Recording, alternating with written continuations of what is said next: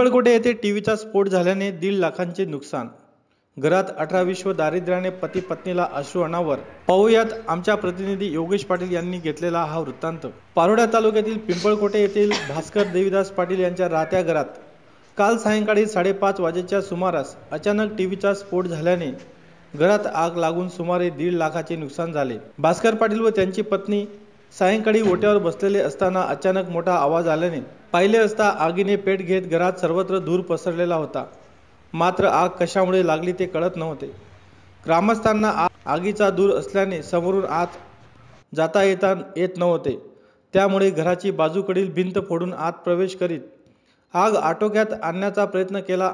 मात्र तोपर्यंत घरातील लोखंडी कपाटामधील टीव्हीचा स्फोट झाल्याने सर्वत्र आग लागल्यामुळे कपाटामध्ये असलेले रोख 48,000 रुपये, 52,000 रुपये किमतीचे 17 ग्रॅम सोने, 18,000 रुपयांचे साड्या व कपडे, 12,000 रुपये किमतीची कपाट, 9,000 रुपये किमतीची टीव्ही यासह घरातील भांडे, शैक्षणिक शेतीची कागदपत्रे, रेशन कार्ड व भास्कर पाटील यांच्या दवाखान्याची फाईल, महत्त्वाचे दस्तावेज जळाल्याने सुमारे 1.5 लाखाचे नुकसान झाले। भास्कर पाटील व त्यांच्या पत्नी अंगाच्या कपड्यावर जीव वाचवीत आक्रोश करीत होते। पाटील यांच्या मागील 5 ते 6 वर्षापासून दवाखान्यात उपचार सुरू असून घराची परिस्थिती खूपच हलाखीची झाली आहे। त्यातच त्यांनी 3-4 दिवसापूर्वी दवाखान्यात पैशाची गरज असल्याने स्वतःच्या शेळ्या व बोकड विकून पैसे जमवले होते। तर दिवाळीला मुली माहेरी आल्या असता त्यांचे सोन्याचे दागिने आईकडे ठेवले होते।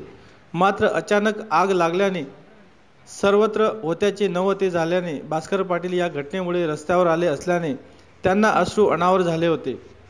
दरम्यान उच्च दाबाचा वीज पुरवठा झाला असल्यानेच घरात टीव्हीचा अचानक स्फोट व आग लागल्याची चर्चा सर्वत्र होती।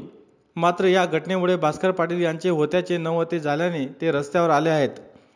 त्यांच्या या आजारपणासाठी आर्थिक मदत व्हावी अशीही गावकऱ्यांची चर्चा सुरू होती। त्यांना नुकसान भरपाई मिळावी असेही गावकऱ्यांनी सांगितले।